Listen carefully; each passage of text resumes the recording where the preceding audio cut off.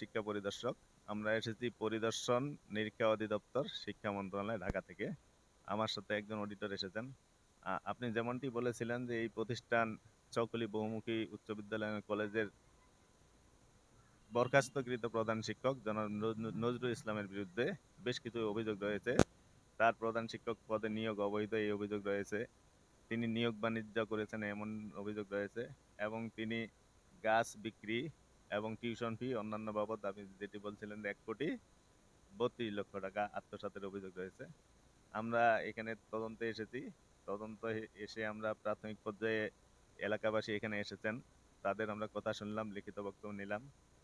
এরপরে আমরা শিক্ষক, কর্মচারী, ম্যানেজিং কমিটি এবং অন্যান্য ব্যক্তিবর্গের বক্তব্য নিব, এবং তার নিয়োগ সংক্রান্ত কাগজপত্র, আয় ব্যয়ের হিসাব নিকাশ, ক্যাশ রেজিস্টার, ব্যাংক স্টেটমেন্ট, এই সমস্ত তথ্য সংগ্রহ করে আমরা একটা প্রতিবেদন দাখিল করব। আমরা আশা করি যে আমরা একটা সুষ্ঠু নিরপেক্ষভাবে একটা তদন্ত প্রতিবেদন দাখিল করতে পারবো। এ বিষয়ে আপনাদের সবার সহযোগিতা কামনা করছি। ধন্যবাদ।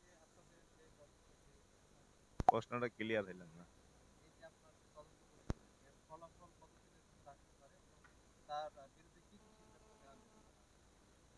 আসলে আমরা তদন্তকারী সংস্থা তদন্ত করি, আর সিদ্ধান্তটা মন্ত্রণালয়ের বিষয়। আমরা প্রাপ্ত তথ্য উপাত্তের ভিত্তিতে আমরা যা পেয়েছি সেটা তুলে ধরবো। তুলে ধরার প্রেক্ষিতে আমরা ধরেন যে 1 মাসের মধ্যে আমরা তদন্তকারী কর্মকর্তা হিসেবে আমরা তদন্ত প্রতিবেদন দাখিল করবো। তো তারপরে আমাদের অধিদপ্তর এটা যাচাই বাছাই করবে। কোনো ত্রুটি থাকলে আবার আমাদের ফাইল ব্যাক করবে। এখানে একটা প্রক্রিয়া আছে। প্রক্রিয়ার পরে আমাদের পরিচালক মহোদয় এই প্রতিবেদন মন্ত্রণালয়ে প্রেরণ করবেন, এবং মন্ত্রণালয় এই বিষয়ে সিদ্ধান্ত গ্রহণ করবেন। আসলে এটা এখনো বলার সময় আসেনি। আমরা কেবল তদন্ত শুরু করেছি। ধন্যবাদ।